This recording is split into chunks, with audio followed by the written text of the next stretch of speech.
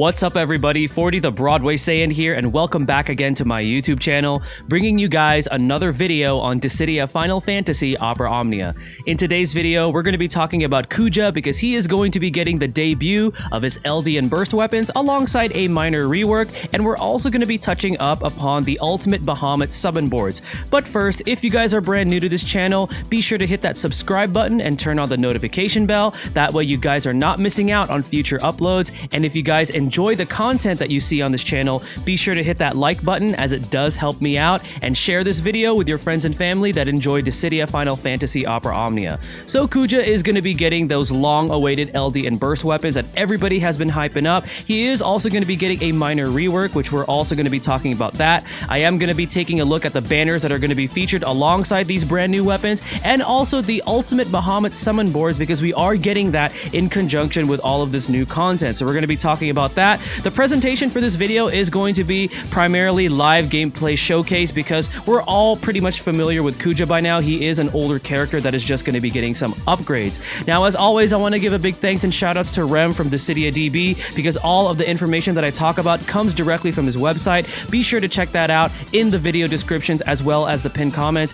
as well as a big thanks to Macnull and the Dissidia Info, another fantastic website for Opera Omnia, as well as the Opera Omnia Tracker, giving us a way to track our progress within the game, as well as to the Tonberry Troop for the lovely infographics that they create to summarize what these characters can do, and also their fantastic website that has a Lufenia research to help us with these challenging fights, as well as a big thanks to the Final Fantasy TCC podcast, giving us a weekly podcast to fulfill our Opera Omnia needs, and last but not least, a big thanks and shoutouts to all of the rest of the DFFOO content creators and streamers, constantly putting in time to bring the community together and help each other out. Without further ado, let's go ahead and talk about Kuja, his LD and burst weapons, as well as the ultimate Bahamut summon boards.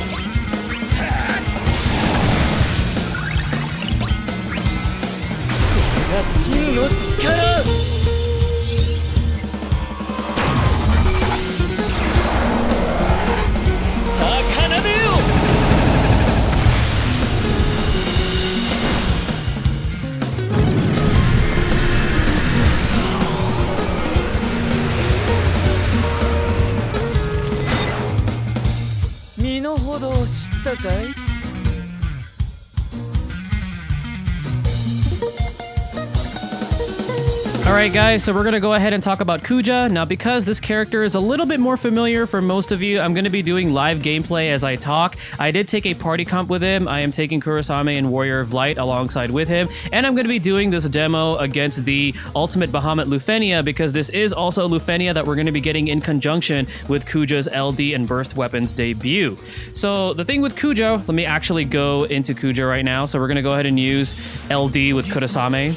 So we get the 5 stacks of his debuff, which is something that we want. Okay, so now we're at Kuja.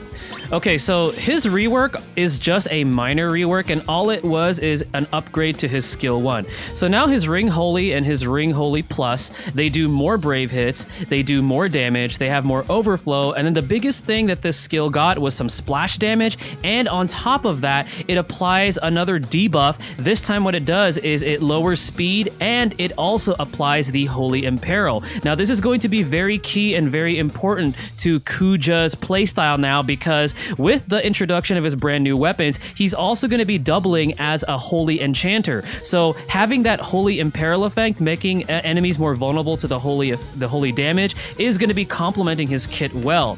Now his LD ability, which is right over here, it gives him 3 uses of an ability called Seraphic Star. What this does is Kuja unleashes a barrage of 2-hit Holy Magic Brave plus HP attacks, and they are AoE delivered 7 times. Now the damage of the Brave attacks is going to be distributed depending on how many enemies there are. There's some overflow to this ability. It also deals split HP damage. And then what this does is after every single HP dump that he does, he's going to be refunding himself some brave back. So then that way, each and every attack that he does is going to be dealing more and more HP damage. Now, the biggest thing that you get out of this, let's actually use it right here.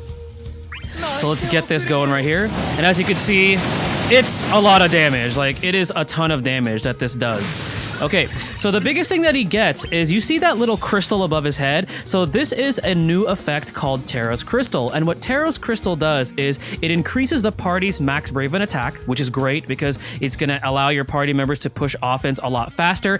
And it also gives them a holy enchant of 20%. So now your party members are going to be benefiting from having the holy element coming from Kuja's effect. And the thing that I really like about this particular holy enchant is that it's not coming from a buff. It's not coming from a C65. It's coming from an effect. So the only way that you're really going to lose that is when the duration goes down. And then you could just reapply it again with his LD. So this is why Kuja's LD weapon is definitely one of the more desirable ones because of the way that he applies the holy enchant to your party. It comes from an effect. It's not coming from a buff. It's not coming from a C65. So you could rely on it a lot better compared to some of our other, enchant imperil characters out there. So this is why Kuja is so good now with his LD weapon alone. So now with Warrior of Light, we're going to go ahead and use his LD weapon just to kind of get the shields up. And as you can see right there, you see we're applying weak damage because we have the Holy Enchant, and we also have we're going to get the Imperil off with his skill 1, which is what we're going to do now. So we're going to go ahead and go into his skill 1. But before we do that, I want to mention that when you have access to his LD weapon and you fully limit break it and all that good stuff, Kuja is also going to get access to his HP attack +++ and his brave attack +++. And what the cool thing, what the cool thing about those two different commands are is that Kuja is also going to be able to increase his soul divider by 2 stacks. Because remember, Kuja needs to keep those stacks up, so then that way you have access to the plus variants of his skills, because the plus variants of his skills do more damage. So anytime you're like, I want to conserve some skills, but I also want to get my soul divider stacks up, you could go ahead and go into the +++ variants of either his brave attack or his HP attack +++. So now what we're going to go ahead and do here, just for the purposes of the video, is go into his Ring Holy.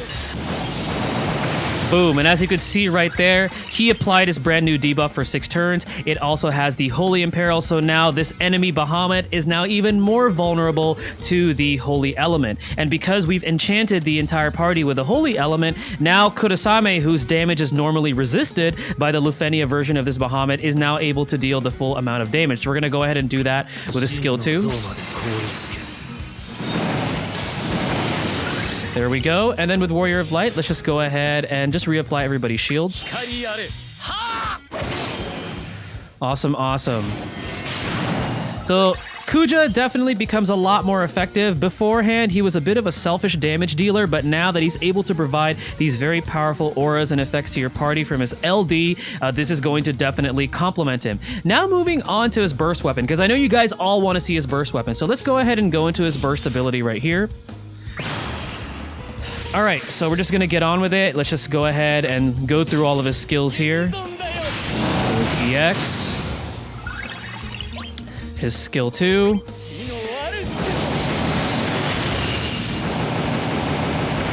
Okay. His skill 1. And go right into his HP attack +++. Then go right into his LD again.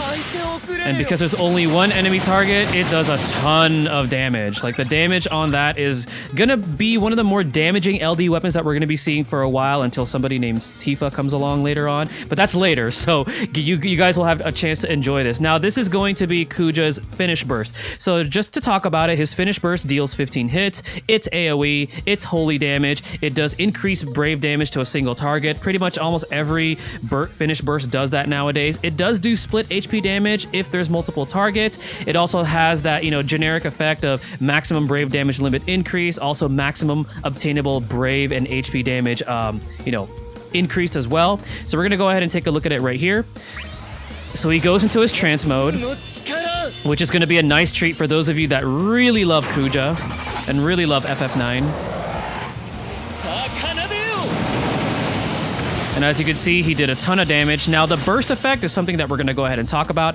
So we're going to be benefiting from his burst effect for 5 turns. And what this does is he further increases the party's brave damage dealt. And then he also grants another holy enchant. And this time, the holy enchant that he grants is 50%. So now you're getting 20% from his LD effect, and then another 50% added on top of that with a burst. So that's a 70% holy enchant effect to the party, which is pretty good. I mean, your holy damage is going to be going through the roof if you have this burst weapon on Kuja. And then he's also going to be giving your party a little bit more brave overflow and also increasing their brave damage limit by 20%. So all in all, the burst weapon actually complements the effects of his LD weapon, and it definitely makes Kuja a little bit more powerful if you have that burst weapon. Now, do I personally think he needs the burst weapon? Honestly, with this one, I'm a little bit torn just because that 50% holy enchant is just so good, and it works in conjunction with the holy enchant effect that you get from his LD skill. So it's really up to you guys. For me, I'm torn because it does improve, you know, Kuja's capability in being able to push that holy damage with your entire party, but he can get away without it. Like, I've seen some different runs from different other YouTubers that played the JP version of the game where they only have Kuja's LD, and he's been able to get away with just having that effect from the LD alone. But if you have the burst, it definitely complements his you know, his full kit. So we're just gonna go ahead and go on with a fight here just for a little bit. And as you can see, we're really pushing damage now. We're dealing a ton of damage. Let's go ahead and reapply the shields.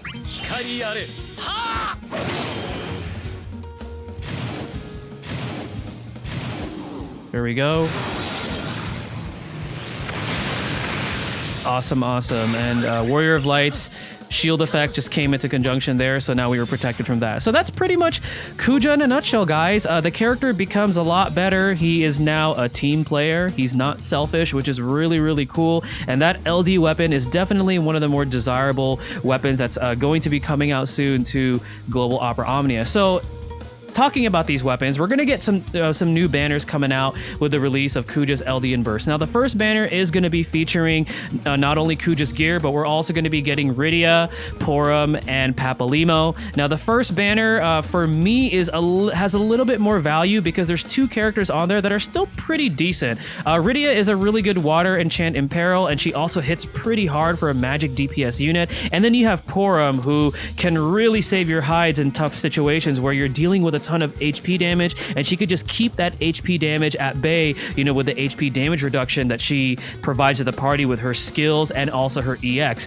Now, she isn't very turn efficient, which is one of the, you know, the drawbacks to the character, but she can help you survive. Papalimo on his own is actually pretty decent too, but right now, because we have so many different damage dealers, especially in the magic department, he may be the less desirable of the, you know, of the characters featured on the first banner. But overall, I feel like the first banner has a little bit of value because you have other characters on there, you know, who also bring a little bit of, you know, things to the table that you may still be missing and things like that. Now, the second banner is also going to be featuring Kuja's LD and Burst. However, the other characters on there are going to be Garnet, who's really, really good. Garnet is still going to be a character who you could actually slot in for like a Thunder, Water Imperil, you know, Water Enchant, and then also her EX is also pretty powerful because it, you know, heals up your party's HP and also, you know, prevents her from dying if her HP is at 50% or greater, which is really, really cool. And then afterwards, Lulu is on there, who's probably going to be the weakest super synergy character on this Kuja event in conjunction with the ultimate Bahamut. So if you pull Lulu, she's all right, but she definitely is probably the weakest of the bunch when it comes to the super synergy. She does give the Fire Imperil and Fire Enchant, but unfortunately, her damage output is just not quite on par with the rest of the characters that we have, but she's on there if you like Lulu and you still want to build her up. So overall, I think it's definitely worth chasing the LD weapon alone with tickets if you have the resources available. Now, if you are dry on resources and you know that this event is going to be coming out soon and you're like, I really want Kuja's LD at least, what I suggest you guys do is, you know, have some discipline and farm up, you know, the resources that we're going to be getting from this ultimate Bahamut event. And then afterwards, that's when you can go ahead and do your pulls. Now, I don't think there's going to be a free multi on this. I know they did say on the Square Enix stream that the last free multi for this month was for 8's Lost Chapters. So don't count on a free multi being on there. I don't think it's going to be on there, but But if you are dry on resources, get those tickets saved up. And if you're trying to go for the LD, then go with the LD with tickets. For the burst weapon, it really depends on just how much you're going to be using Kuja. It does really complement what he does now with his LD weapon, but I've seen him being able to perform without it. So personally, again, I'm 50-50 on that burst weapon because I like it, but at the same time, I don't think he necessarily needs it. But again, if he's one of your favorites and you're going to be taking him to some future content, future Lufenias coming up, then maybe you also might want to go for the burst weapon. But just really take a look at your resources and really ask yourself, just how much value and how much resources and investment you want to put into this character. But overall, both banners are pretty solid. You got some nice options there, and Kuja himself gets pretty impressive now being able to be a party holy enchanter and also having that holy imperil. So now we're going to go ahead and move forward, guys, and talk a little bit about the Bahamut summon board and also ways to be able to farm the event itself effectively. So let's go ahead and move forward to that. Alright guys, so we're going to touch up a little bit on the Bahamut summon board that we're going to be getting in conjunction with Kuja's LD and Burst debut, and then we're also going to go into a little bit of efficient farming for this particular summon board event.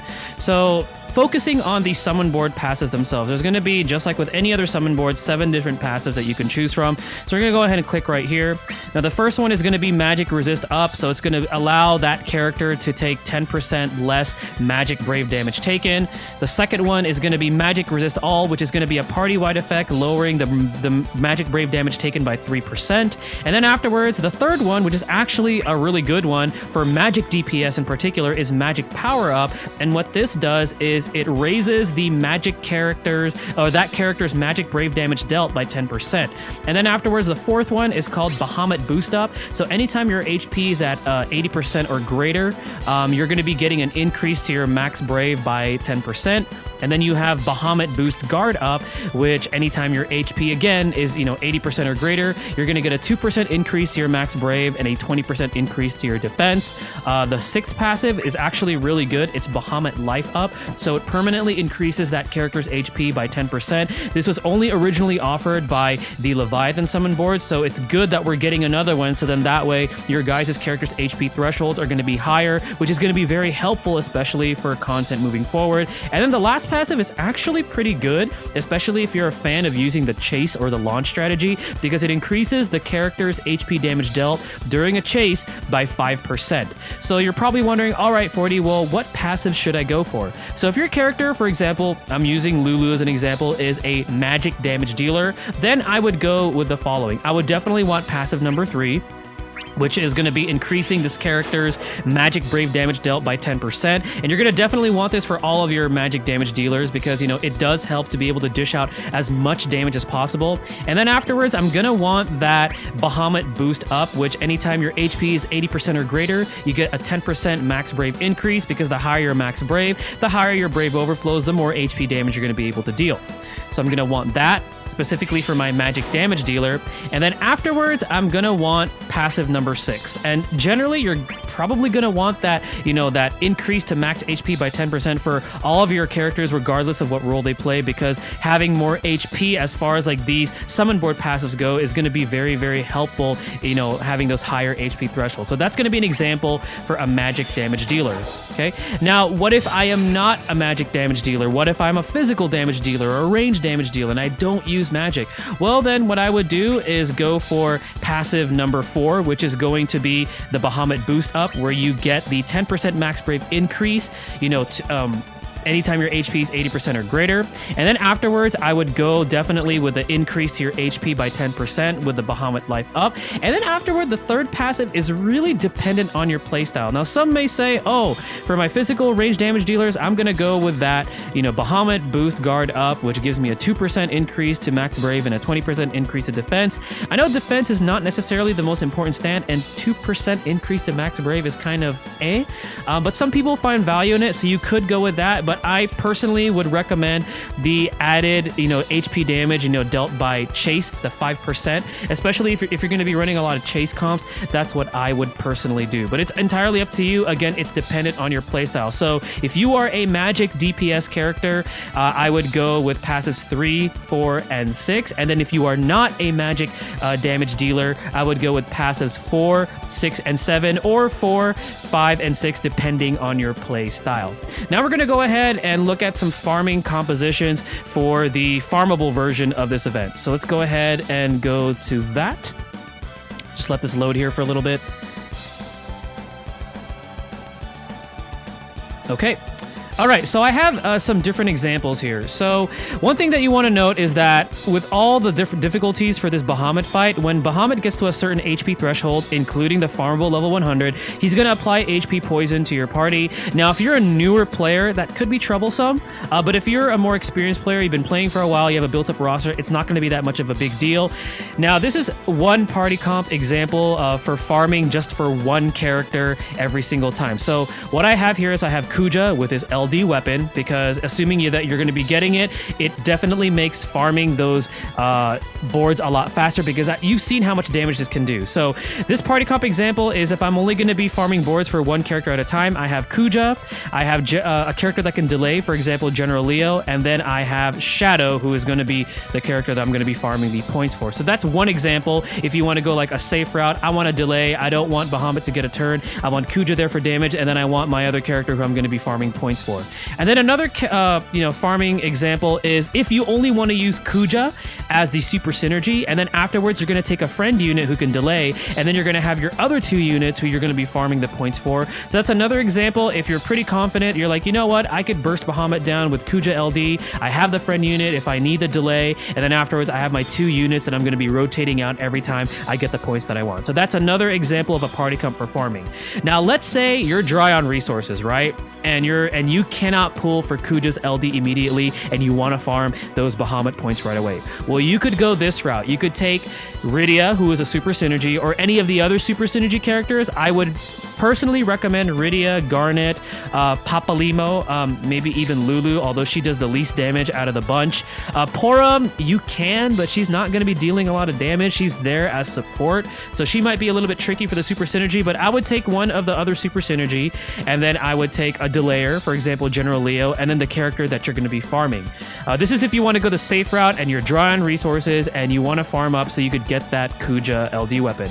Now, if you want to be a little bit more gutsy and you are dry on resources, but you want to farm two characters at a time, take one of the super synergy that's not Kuja, because we're assuming that you don't have the resources at this time, and then you're going to take the two characters that you want to farm boards for, and then you're going to take a friend unit who could either turn delete or turn delay. So that's going to be some examples there for farming Bahamut. But let's just go ahead and get into the fight here, just so you can see how fast it could go with this setup right here. Right, giving some time for the game to load. My apologies on the long load. Lately, JP has had some really longer load times, so I'm not entirely sure why. Sometimes it takes forever. All right, so I'll just take this Garland, because this Garland can delay. All right.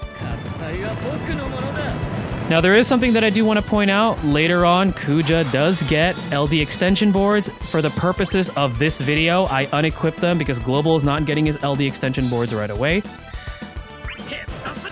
All right, so I'm going to use my two... I'm going to call them like my fodder characters, because I'm getting them for, for their points. And then we're going to go ahead and use Kuja's LD. Deals a ton of damage.